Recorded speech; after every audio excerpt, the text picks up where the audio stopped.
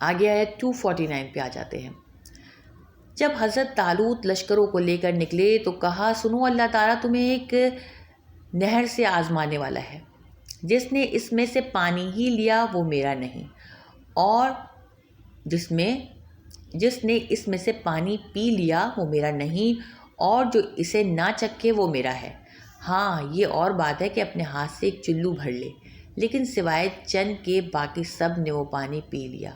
حضرت طالوت مومنین سمیت جب نہر سے گزر گئے تو وہ لوگ کہنے لگے کہ آج تو ہم میں طاقت نہیں کہ جالوت اور اس کے لشکروں سے لڑیں، لیکن اللہ تعالیٰ کی ملاقات پر یقین رکھنے والوں نے کہا، بسا اوقات چھوٹی اور تھوڑی سی جماعت بڑی اور بہت سی جماعتوں پر اللہ کے حکم سے غلبہ پا لیتی ہے، اللہ تعالیٰ صبر والوں کے ساتھ ہے۔ نہر جو ہے نا یہ اردن اور فلسطین کے درمیان ہے جس کا یہ ذکر کیا جا رہا ہے۔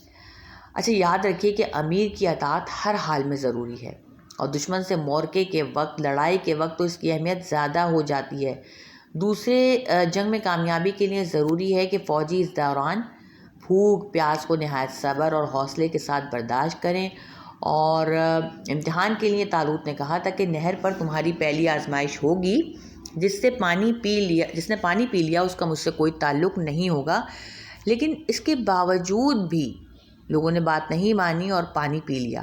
ان کی تعداد مفسرین نے مختلف اقوال بیان کیے ہیں، لیکن پانی جنہوں نے نہیں پیا تھا نا ان کی تعداد 313 بتائی جاتی ہے، جو کہ اصحاب بدر کی تعداد کے برابر ہے۔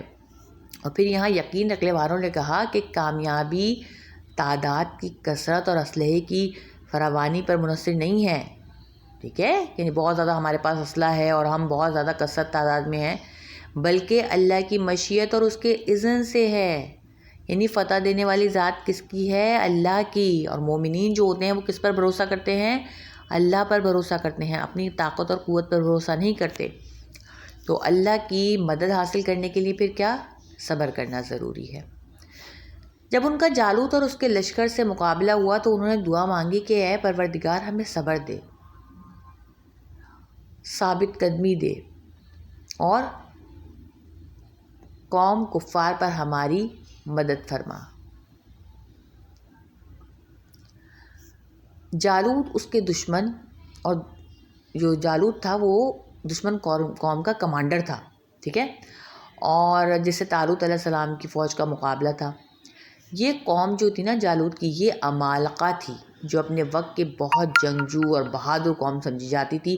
ان کی شہرت کے پیش نظر لڑائی کے وقت اہل ایمان نے اللہ تعالیٰ سے دعا مانگی، صبر کی، اور کفر کے مقابلے میں ایمان کی، فتح کی، کامیابی کی، یعنی مادی اسباب، یعنی جنگ کا بہت سارا سامان، ٹھیک ہے، اس کے ساتھ ساتھ اہل ایمان کے لیے ضروری ہوتا ہے کہ وہ کامیابی کے لیے، فتح کے لیے اللہ تعالیٰ سے دعا مانگیں۔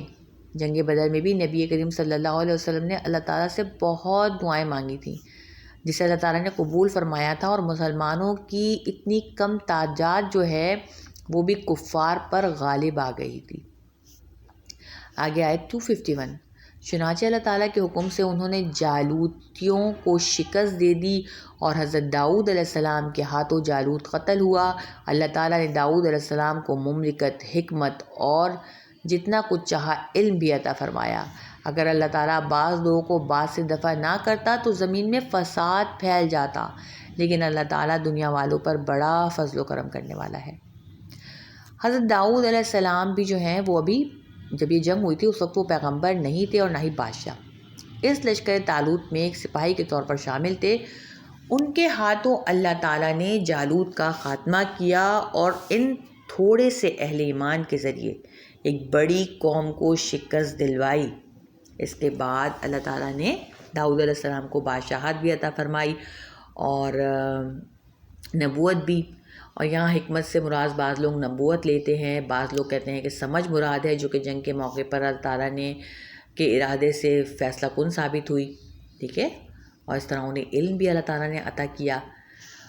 اللہ تعالیٰ بعض کو بعض سے دفع نہ کرتا، ٹھیک ہے، یہاں پر جو یہ بات اللہ تعالیٰ کہہ رہے ہیں نا، تو زمین میں اگر اللہ تعالیٰ ایسا نہ کرتے نا تو زمین میں فساد پھیل جاتا، اور پھر کیا ہوتا کہ انسانوں کا ایک ہی گروہ دوسرے انسانوں کے گروہ پر ظلم کرتا، اور اقتدار میں رہتا ہمیشہ، ٹھیک ہے، اگر اللہ تعالیٰ ان کا خاتمہ نہ کرتا تو ہمیشہ ایسا گروہ قوت میں سب سے زیادہ رہتا اور زمین میں ظلم و فساد سے بھر جاتی زمین.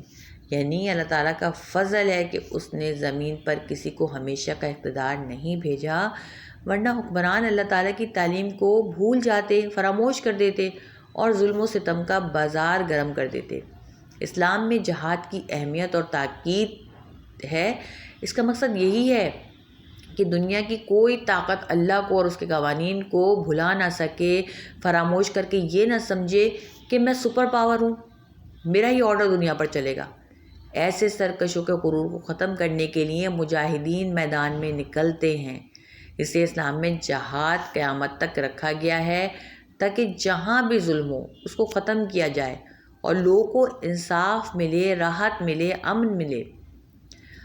آیت 252 یہ اللہ تعالیٰ کی آیتیں ہیں جنہیں ہم حقانیت کے ساتھ آپ پر پڑھتے ہیں. بالیقین آپ رسولوں میں سے ہیں.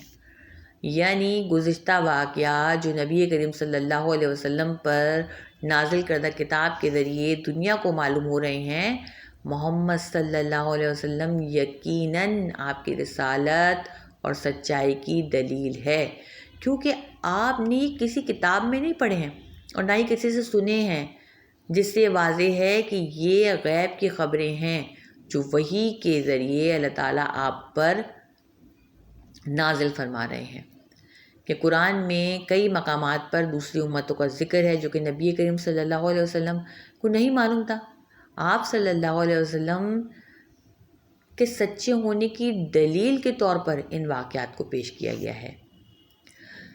الحمدللہ آج ہمارا پارہ مکمل ہوا اور اس بارے میں ہم نے جو ہے وہ جناب احکامات پڑھے، تحویل قبلہ کا پڑھا، اور مسلمان امت وسط ہیں جن کا کام دین کو آگے پہنچانا ہے اور وہ جو پیغمبر چھوڑ کے گئے ہیں اس کو آگے پہنچانا ہے.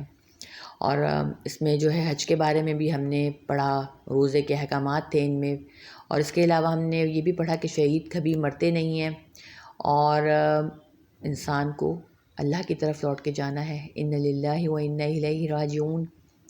اس کے علاوہ ہم نے طلاق کے مسائل بھی پڑھے اور قسم کا کفارہ بھی ہم نے اس میں دیکھا، اور جہاد کی اہمیت اور اس کے ساتھ ساتھ اللہ تعالیٰ کے راستے میں مال خرچ کرنا اور پھر شکر کرنا، صبر کرنا، اور کسی کا مال ناحق نہ کھانا، اور اپنے لیے دنیا کے ساتھ آخرت بھی مانگنا. ربنا آتنا فی الدنیا حسنۃ وفی الآخرۃ حسنۃ وقنا عذاب النار. یاد رکھیے کہ یہ سفر ابھی ختم نہیں ہوا. قرآن کی مختصر تفسیر پڑھانے کا مقصد صرف یہ ہے کہ آپ جان لیں کہ اللہ تعالیٰ کیا کہتے ہیں، اللہ تعالیٰ کے احکامات کیا ہیں. پھر جب بھی آپ کو موقع ملے تو مکمل طور پر اس کی تفصیل پڑھیں، کسی ادارے میں داخلہ لیں، کہیں نہ کہیں سے اس کا علم ضرور حاصل کریں، کیونکہ قرآن کو پڑھنا، اس کو سمجھ کر پڑھنا ہر مسلمان کے لیے ضروری ہے. اللہ تعالیٰ آپ سب کے وقت میں برکت دے اور آپ کو اس قرآن کو پڑھنے کی، سمجھنے کی توفیق عطا فرمائے. اللہ تعالیٰ ہم سب کو عمل کرنے کی توفیق عطا فرمائے. آمین یا رب العالمین. دعا پڑھ لیتے ہیں. سبحانک اللہم و بحمدک اشہد ان لا الہ الا انت استغفرک و اتوب الیک. السلام علیکم ورحمۃ اللہ وبرکاتہ.